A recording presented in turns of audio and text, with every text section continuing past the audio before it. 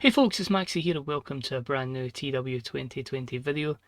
Join us for Crowning Glory, an event where we finish up all our tournaments with a good few title matches.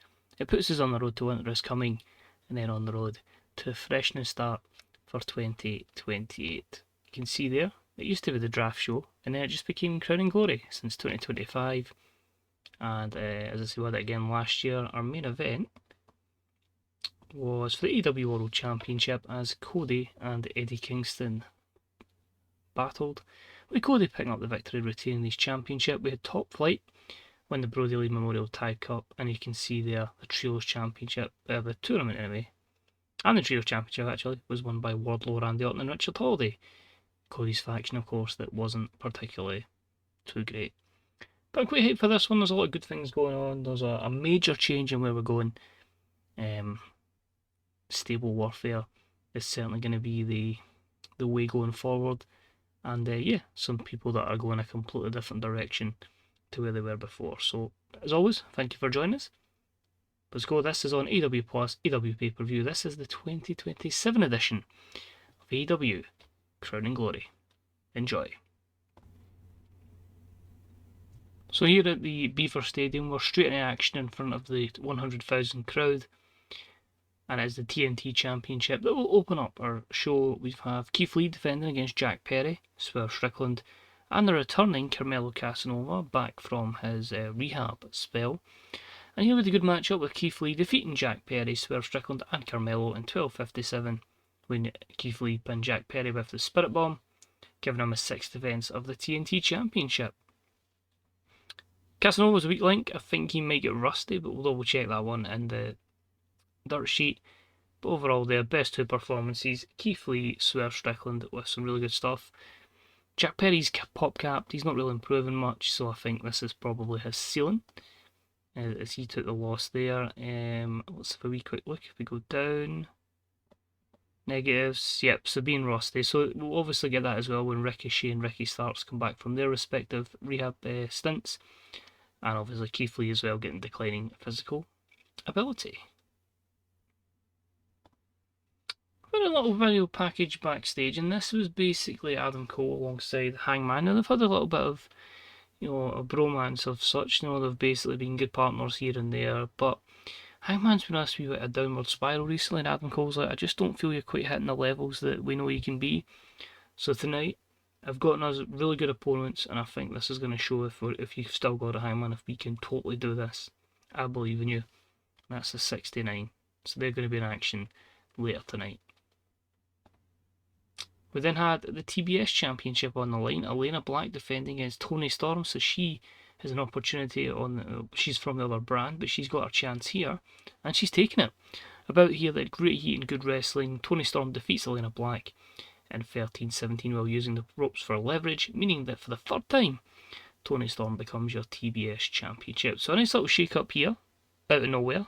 It was a very last-minute decision, but Toni had a good level of overness that wouldn't have affected Elena too much. But it also gives an opportunity to move Toni from Rampage over to Dynamite. And yeah, hopefully we can have some good feuds with her over there. 82 rated segment, good stuff. But yeah, Elena's not happy. Proper heel turn, in the making.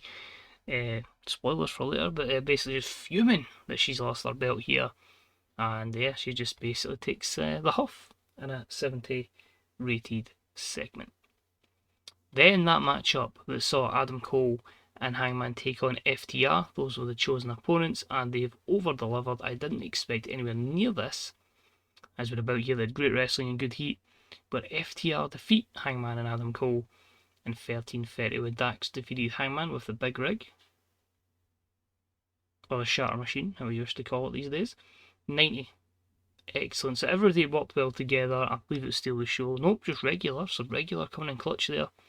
And only Hanger had a performance higher than that. But again, another defeat. What does that bode in the future for Hangman and Adam Cole? But a big win on the big stage as well for FTR. Moving forward, we had the Queen of AEW Championship on the line, and Killer Kelly has been on a roll of momentum on our Collision brand. She challenges Sarii, and it was about here that had great wrestling and good heat, with Sarii defeating Killer Kelly in 13:57 with a drop kick. third defence of the belt, and an 87. Siri would be as well going to Rampage or Dynamite because she is over, she is delivering. I swear, anybody that seems to touch that Queen of AEW Championship, their career just goes in an upward trajectory. So, fantastic stuff there. Another good match. And we continue that theme. Mercedes gets her final opportunity against Veronica, and about they had fantastic heat and great wrestling. Veronica defeats Mercedes in 17:39 with the locked ref slice, giving her her 8th defence of the Women's World Championship. 87. So obviously Mercedes will carry it from a technical point of view. Veronica will carry it from the psychology. But it's going to give Mercedes something else going forward. I felt like Crown and Glory was the big moment we could have them have the final match. But Veronica, in the end, goes 92-0 in AEW. Then step forward Elena Black. She's tired and sick of having her championship reign that she had completely overlooked by Veronica. And she wants to do nothing but take that belt away from her. But she's not just going to challenge her at the next event. She's not going to challenge her. No, she's going to wait. She wants to wait till Veronica goes 99-0. And she wants to be that 100 opponent. That, she wants to be that one that ends that streak. And she's going to wait and bide her time. So 88 is the segment. Hopefully it'll help both going forward. And it's a heel turn, because obviously she's sick, she's tired, and she's fed up. So it's been built up for 9 segments, and the turn was a complete success. You get that to look forward to, but when that'll be just determines when I get the other 7 matches done for Veronica, because I don't want to rush that for the sake of rushing it. We then had the Trios Tournament Final, and it's a bit of a disappointing result despite some good performances in there. It was about to have some superb wrestling and great heat, as the Elite defeat the House of Black in 2044 when Kenny pinned Buddy Matthews with the One-Winged Angel. Kenny Omega and the Young Bucks win the Trios Tournament, meaning they will get a future championship match against the House of Black. Obviously this was the final, so that's why it says the match was part of the tournament. Everybody delivered performance-wise apart from Buddy, which is a shame.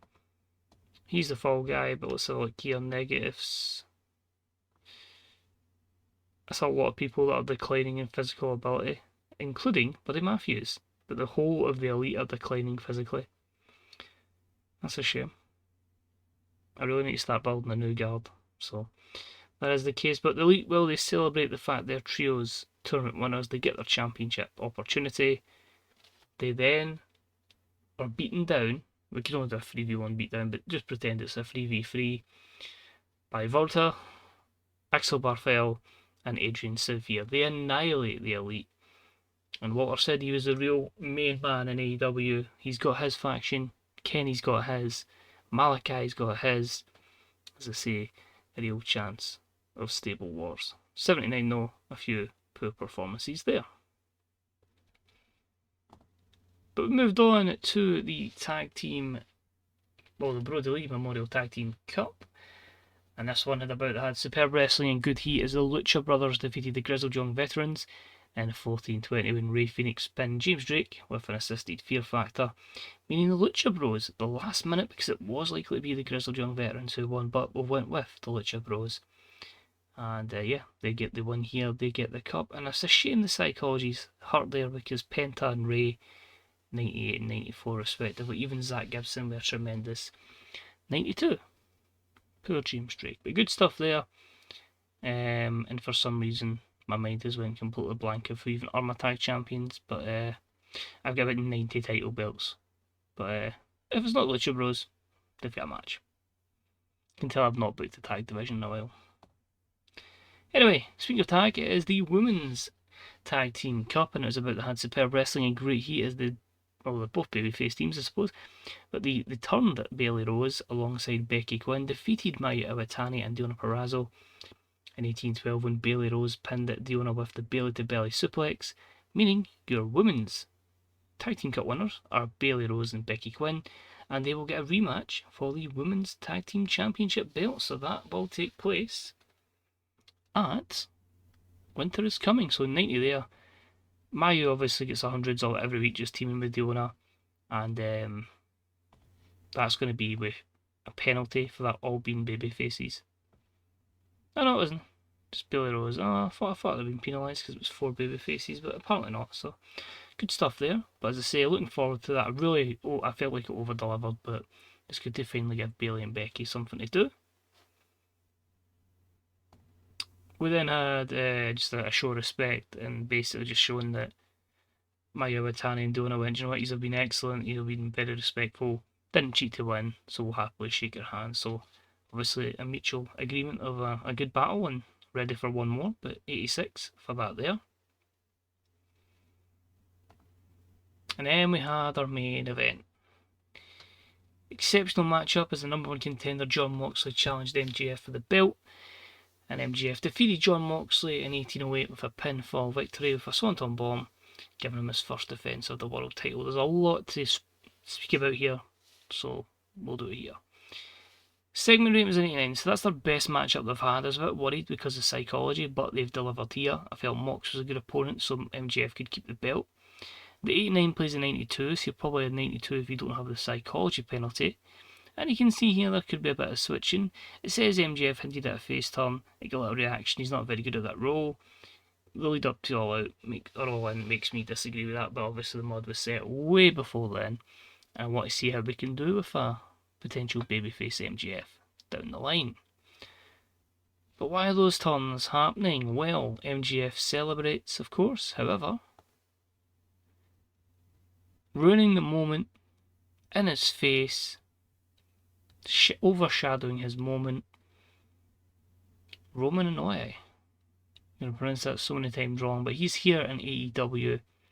We've finally brought him in, and they don't come to blows. They just basically, MJF looks absolutely gutted that his big moment, his big one over Moxley, been overshadowed by Inoue.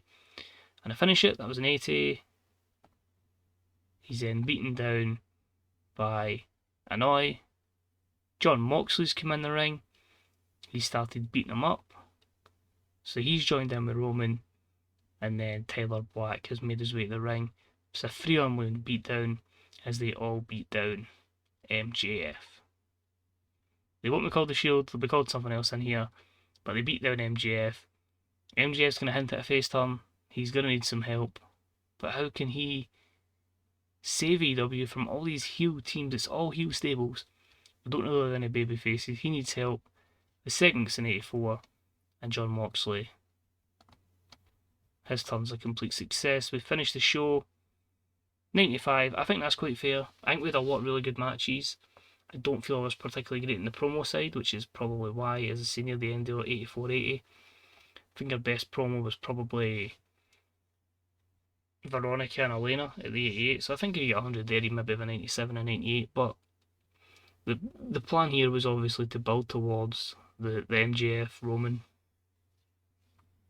thing, and it's to set up just hundreds of potential feuds with stables. You get the future of the women's division, the whole thing with Hangman Adam Cole and Adam Page and Adam Cole, and a new era as well with Tony Storm as the TBS champion. So I've got a lot of stuff I'm happy with. I mean, I don't think I can really complain about having 5 matches there that were light blue. I think that's a success in its own. So I'll take that as a win. And yeah, I'll end it there. I hope you enjoyed it. Say nice, short, sweet. But we are on the road now to Winter is Coming, and you will see the rematch between the Elite and the House of Black. Might even add in that third trios into that one. You'll see the rematch between Becky, Quinn, Bayley Rose, Mayu Iwatani, Deonna Purrazzo. And yeah, I'm going to try and figure out who MJF is going to recruit to take on Roman and his friends. So thanks for watching. Check out the Facebook subreddit, Grey Dog Software forums. And until next time, this is 21 Maxwell, and I will see you next time. Bye bye.